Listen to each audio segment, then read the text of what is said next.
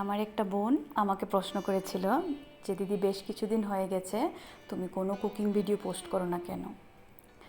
তো ব্যাপারটা হয়েছে, এমন কোনো বিশেষ রিজন তো নেই, তারপরও বলছি। কিছুদিন আগে আমাদের একজন রিলেটিভস মারা গিয়েছিল, তো যার জন্য আর মুডও হয়নি যে কিছু নতুন কিছু বানাবো, কোনো রেসিপি পোস্ট করব। আর তাছাড়া আমাদের প্রায় অনেক দিন যাবত এখন ভেজ চলছে, আমাদের তো নিরামিষ খেতে হবে, তাই বিশেষ কিছু বানাইও নি। তো আজকে আমার ছেলের এক্সাম ছিল, তো স্কুলে যাওয়ার পর তো কিছুটা সময় আমি ফ্রি থাকবো, তো ভাবলাম তোমাদের সঙ্গে একটা রেসিপি শেয়ার করি। আর ও বলেছিল কিছু সল্টি কিছু ক্রিসপি, খেতে ইচ্ছে করছিল, তো ভাবলাম বানাবোই যখন, রেসিপিটা শেয়ার করি সবার সাথে। রেসিপিটা খুব তাড়াতাড়ি হয়ে যায়, এবং সবচেয়ে বড় কথা হলো যে রেসিপিটা আমি বানাবো যে স্ন্যাকটা, ওটার শেপটা দেখলে বুঝবে যে এতটাই লোভনীয়, এতটাই সুন্দর শেপটা হয় যে দেখলে বুঝবে। তো এর জন্য আমি ময়দার মধ্যে পরিমাণ মতো লবণ, কালো জিরে আর তেল দিয়ে এটাকে মাখিয়ে ভালো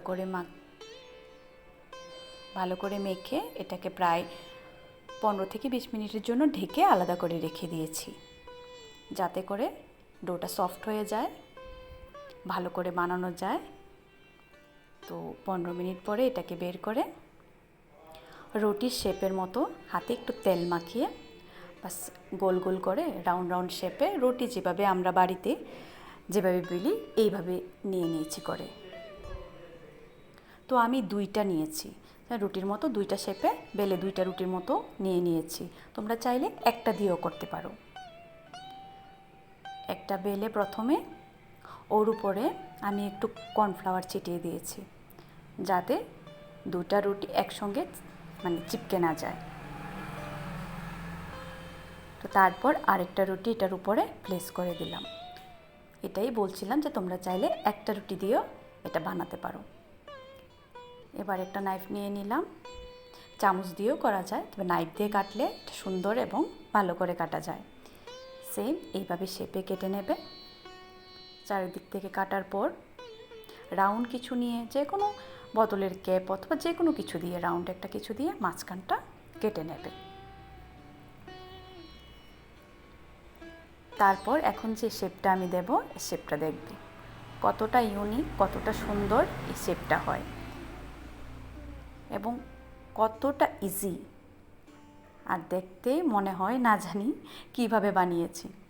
যখন আমি প্রথমবার এই শেপটা দেখেছিলাম আমার এত ভালো লেগেছিল যে আমি ঝটফট বানিয়ে নিয়েছি।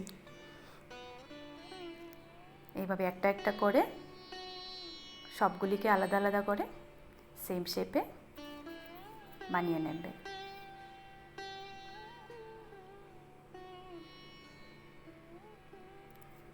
হয়ে গেল, আমার সবগুলি রেডি হয়ে গেল। এবার পাশাপাশি ফ্রাইং প্যানে তেল গরম করে সবগুলিকে ভেজে নেবে প্রায় 5 থেকে 10 মিনিট, তা যতটুকু সময় লাগে মিডিয়াম ফ্লেমে ভেজে নেবে। যদি হাই ফ্লেম হয় তাহলে তো আবার এটা জ্বলে যেতে পারে, আর লো হলেও ভিতরটা ক্রিস্পি হবে না। তো লাল করে এভাবে একটু ব্রাউন কালার হলে, মোটামুটি যার যতটা ক্রিস্পি চাই তুলে প্লেটে নিয়ে নেবে।